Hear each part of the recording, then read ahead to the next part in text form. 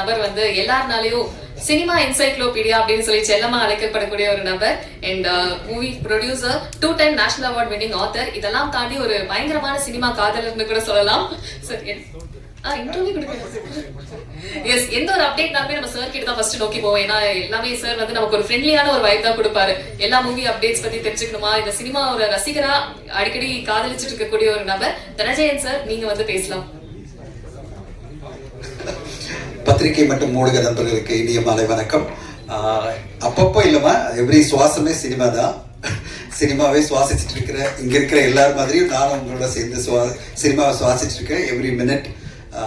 முதல்ல இந்த சினிமாவை சுவாசிச்சு இன்னைக்கு ஒரு நல்ல படத்தை கொண்டு வந்திருக்கிற புகழ் அண்ட் ஈடனுக்கு எல்லா சார்பிலையும் ஒரு நம்ம வாழ்த்து சொல்லணும். முக்கியமா உங்களுக்கு எல்லாம் நான் வந்து அவரோட 1.5 years நான் டிராவல் பண்ணிட்டு இருக்கேன். நம்ப மாட்டீங்க, தருணம் அப்படின்ற ஒரு படத்தை நல்ல குவாலிட்டியான படம் கடந்த வருஷம் வந்து ரிலீஸ்ல கொண்டு போயிட்டு நான் அப்ப சொன்னேன், சார் இந்த பொங்கல் டைம்ல உங்களால ரிலீஸ் பண்ண முடியுமா, உங்களுக்கு ஸ்கிரீன்ஸ் கிடைக்குமா அப்படின்னு சொல்லும்போது ரொம்ப நம்பிக்கையோட அவர் ரிலீஸ் பண்ணி கடைசியில ரொம்ப பெருசா மாட்டினாரு. அவருக்கு வந்து நம்பர் ஆஃப் ஸ்கிரீன்ஸ் கிடைக்கல, ஒரு குவாலிட்டியான படத்தை எடுத்தும் அவருக்கு கிடைக்க வேண்டிய உண்மையான வெற்றி கிடைக்கல. ஆனா புகழ் அண்ட் ஈடன் அதுல சோர்ந்தே போல. இத்தனைக்கும் வந்து 30 ஸ்கிரீன் தான் கிடைச்சு திருப்பி ரீரிலீஸ் அவங்க ட்ரை பண்ணி அதுலயும் அவங்களுக்கு வெற்றி கிடைக்காம அதனால பல பிரச்சனைகள், பைனான்சியல் சிக்கல் வந்த போதும் மனசு தளராம இன்னைக்கு நீ ஃபார் எவர் அப்படின்னு ஒரு படத்தை அவங்க கொண்டு வந்திருக்காங்கன்னா சினிமா மீது இருக்கிற மிகப்பெரிய காதல் தான் அதுக்கு காரணம். அதுக்காகவே இந்த படம் வந்து மிகப்பெரிய வெற்றி அடைய நான் எதிர்பார்க்கிறேன். புகழ் அண்ட் ஈடன், உங்களுடைய அந்த பெர்சிஸ்டன்ஸ், அந்த பேஷன், அதுக்காகவே உங்களுக்கு வெற்றி கிடைக்கும். பக்காவா இந்த படத்தை வந்து லாஸ்ட் 6 months எனக்கு இந்த படத்தை பத்தி நான் கேட்டே இருக்கேன், சார் எப்ப சார் காமிக்க போறீங்கன்னு. ஏன்னா எனக்கு நிறைய பேர் காதல தகவல் வந்துட்டே இருக்கு, படம் நல்லா வந்திருக்கு அப்படின்னு என்கிட்ட சொல்லிட்டே இருக்கும்போது நான் அவர் ஃபாரின்லயே இருப்பாரு. நான் வந்து எப்படியாவது இமெயில் தான் அனுப்பணும். இமெயில், வாட்ஸ்அப் எல்லாம் பார்க்க மாட்டார் அவரு. ஏன்னா ஃபாரின்ல அரேபியன் கண்ட்ரியில இருக்காரு. மெயில் அனுப்பிச்சா பதில் வரும். அப்ப சொன்னாரு, நான் படம் ரெடியான காமிக்கிறேன் அப்படின்னு சொன்னாரு. நீங்க நம்பாதீங்க, இன்னைக்கு இந்த படத்தை அவர் வந்து ஒரு 3 months முன்னாடி உருவாக்கி படத்தை காமிச்சு நெட்ஃபிளிக்ஸ் இந்த படத்தை வாங்கியிருக்காங்க. ஒரு சிறிய பட்ஜெட்ல புதிய ஆர்டிஸ்ட் வச்சு எடுத்த படம் நெட்ஃபிளிக்ஸ் பார்த்துட்டு ஒரு நல்ல குவாலிட்டியான கண்டென்ட் கொடுத்துருக்கீங்க அப்படின்னு அவங்க வாங்கியிருக்காங்கன்னா அப்போ நல்ல தரமான கண்டென்ட் நம்ம கொடுத்தா கண்டிப்பா ஓடிடி பிளாட்ஃபார்ம்ல வாங்குறாங்கிறதுக்கு இந்த படம் ஒரு உதாரணம். இதுக்கு கான்டாக்டோ இல்ல இன்ஃபுளுன்ஸோ எதுவுமே காரணம் இல்லை. உண்மையான உழைப்பு இந்த டீம் கொடுத்த உண்மையான உழைப்பு, சிறப்பான ஒரு படைப்பு, அதுக்கு கிடைச்ச ஒரு வெற்றியா நான் பார்க்கிறேன். அந்த வெற்றி இன்னைக்கு வந்து நெட்ஃபிளிக்ஸ் ஒரு நல்ல தொகை கொடுத்து வாங்கியிருக்காங்க. ஒரு பெரிய நிறுவனம் உடனே வந்து நாங்க இந்த படத்தை ரிலீஸ் பண்ணி கொடுக்குறோம் சொல்லிட்டு இன்னைக்கு ஒரு நல்ல ரிலீஸ் 27 வந்துருங்க, அதாவது ஒரு வாரம் முன்னாடி வந்து திடீர்னு டிசைட் பண்ணி படம் ஃபாஸ்டா போறேன். நான் நேற்று சொன்னேன், இது இப்படி உடனே ரிலீஸ் ஆயிருங்க, இது ஈவெண்ட் கூட எதுவும் பண்ணல அப்படின்னு. இல்ல சார், நெட்ஃபிளிக்ஸ் வாங்கிட்டாங்க, டிஸ்ட்ரிபியூஷன் செட் ஆயிடுச்சு, உடனே ரிலீஸ் பண்ண சொல்றாங்க அப்படின்னாரு. ரொம்ப சந்தோஷமா இருந்தது. I felt very happy. எனக்கு என்னன்னா, ஒரு தயாரிப்பாளர் ஒரு பெரிய படம் அவருக்கு ஒரு பிரச்சனை கொடுக்கும்போது அடுத்து ஒரு படம் நிம்மதி கொடுக்குற மாதிரி வெற்றி கொடுக்கும்போது நம்மளுக்கு சந்தோஷமா இருக்கு. இந்த தயாரிப்பாளர் அடுத்த கட்ட ஜெயிச்சிருவாருன்னு இந்த நேரத்துல ஒரு விஷயத்துல பதிவு பண்ணிக்கிறேன். இந்த இயக்குனர் அவருக்கு நான் வந்து கண்டிப்பா அசோக் வாழ்த்துக்கள். உங்களுக்கு மிகப்பெரிய வெற்றி. எடுத்த உடனே இத்தனை பேர் பார்த்துட்டு வாழ்த்து சொல்றாங்கன்னா நீங்க கண்டிப்பா பெரிய லெவலில் ஜெயிப்பீங்க. உங்களுக்கான வெற்றிகள் காத்திருக்கு. அண்ட் எனக்கு சுதர்ஷனை பார்க்கும்போது ஒரு நல்ல ஹீரோ தமிழ் சினிமா கிடைச்சிக்கா நம்புறேன். சுதர்ஷன், கண்டிப்பா உங்களுடைய வருகை ஒரு பெரிய சக்சஸ் அமையும், உங்களுக்கு நல்ல வெற்றிகள் வரணும் கண்டிப்பா. அர்ச்சனாவும் ரொம்ப நல்லா இருக்காங்க பார்க்கறதுக்கு, ரொம்ப நல்ல பேரா இந்த படத்துல ரொம்ப அழகா 2 பேர் நடிச்சிருக்கீங்கம்மா.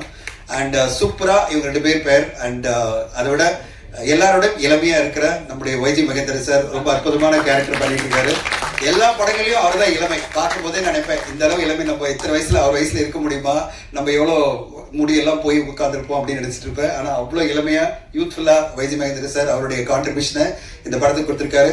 மியூசிக் எனக்கு ரொம்ப பிடிச்சிருந்தது. புது டீம் கம்ப்ளீட்டா, இந்த புது டீம்ல அஸ்வத் பிரமாதம், சம மியூசிக், நல்ல அதாவது ஒரு ஜோரான மியூசிக் கொடுத்துருக்கீங்க. படத்தை ஃபுல்லா எலிவேட் பண்ணிட்டே இருக்கீங்க அஸ்வத். கண்டிப்பா நீங்க பெருசா ஜெயிச்சிருவீங்க. என்னுடைய ஆஸ்தானம் வந்து டான்ஸ் கொரியோகிராஃபர் மேடம் விஜி இருக்காங்க. விஜி என் படத்துல எப்படியாவது நான் உடனே வாங்குமா அப்படின்னு சொன்னேன்னா நம்ப மாட்டீங்க. சினிமா எப்படி இயங்கும்னா நட்புக்காகவும் அன்புக்காகவும் இயங்குற ஒரு துறை தான் சினிமா.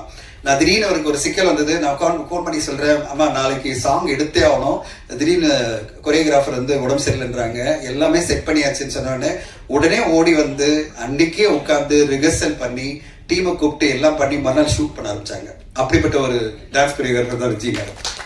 அவங்க அவ்வளவு சூப்பரா பண்ணி கொடுத்தாங்க. அந்த சாங்கை பார்த்தோன்னே எனக்கு ரொம்ப சந்தோஷமா இருந்தது. நம்முடைய ஆஸ்தான கொரியோகிராஃபரா அவங்க ரொம்ப சூப்பரா பண்றாங்கன்னு. இந்த படத்துல அவங்களுடைய கொரியோகிராஃபி கண்டிப்பா பேசப்படும் எதிர்பார்க்கிறேன் ஜி. சூப்பர், கலக்குங்க, இதே மாதிரி கலக்கிட்டே இருங்க. அண்ட் தமிழ் சினிமா இப்போ வந்து பல சிக்கல்கள் இருக்கு. நம்ம சொல்லிட்டே இருக்கும்போது நல்ல விஷயங்களும் பேசணும். சிக்கல்கள் நிறைய இருக்கு, நம்ம பார்த்துட்டே இருக்கோம். தொடர்ந்து வந்து அரசியல்ல இப்போ எலெக்ஷன் ஏப்ரல் 23 வர தொட்டு நிறைய பேர் ஆடியன்ஸ் திரையரங்கு கொண்டு வரதே பெரிய பிரச்சனையா இருக்கு எனக்கு. இந்த நேரத்துல நல்ல நல்ல திரைப்படங்கள் வந்ததுன்னா ஓடிடி பிளாட்ஃபார்ம் சப்போர்ட் பண்ணி அவங்க வாங்குறாங்க. அட் த சேம் டைம் நம்ம வந்து எல்லோருமே படத்துக்கு தியேட்டருக்கு ஆடியன்ஸ் கொண்டு வரதுக்கு எல்லாமே ஊடக நண்பர்கள், பத்திரிகை நண்பர்கள்லாம் சப்போர்ட் பண்ணணும்.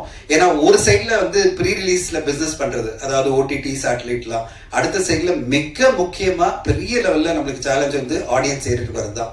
ஆடியன்ஸ் இன்னைக்கு செலக்டிவா சில படங்களுக்கு பெரிய லெவல்ல ப்ரொமோட் பண்ற படத்துக்கு உள்ள வராங்களே தவிர சின்ன படமா வரும்போது படத்தை கண்டு கூட மாட்டேன்றாங்க. கடந்த 2 வாரமா நான் சொல்றேன், நீங்க லிஸ்ட் பாத்தீங்கன்னா தெரியும். கடந்த வாரம் 9 திரைப்படங்கள் வெளிவந்து ஒரு திரைப்படத்துக்கும் ஆடியன்ஸ் வரல. அதுக்கு முந்தின வாரம் 7 திரைப்படங்கள் வெளியாகி ஒரு படத்துக்கும் ஆடியன்ஸ் உள்ள வரல. இப்படிப்பட்ட ஒரு சிக்கலான சூழ்நிலை தான் தமிழ் சினிமா இருக்கு. 9 படம் நீங்க நினைச்சீங்கன்னா அவருடைய டோட்டல் பட்ஜெட் நான் எடுத்து பார்த்தேன். கடந்த வாரம் அந்த 9 படங்களோட பட்ஜெட் கிட்டத்தட்ட 35-40 கோடி.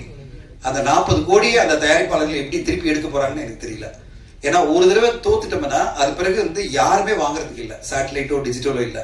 இந்த நேரத்துல நம்ம எல்லாம் பண்ண வேண்டிய ஒரே விஷயம் என்னன்னா, சிறப்பான ஒரு படமா கொடுத்து அந்த படத்தை எப்படியாவது ப்ரீ ரிலீஸ்ல எப்படி புகழ் இந்த படத்தை வந்து ஓடிடில கொண்டு போய் கன்வின்ஸ் பண்ணி அந்த படத்தை காமிச்சு அவங்களை இம்ப்ரெஸ் பண்ணி இந்த வியாபாரம் பண்ணாரோ, அதே மாதிரி ஒவ்வொரு தயாரிப்பாளரும் அதுக்கான ஒரு மெனக்கெடல் பண்ணணும். ஒரு சிறந்த படைப்பை கொண்டு வரணும்.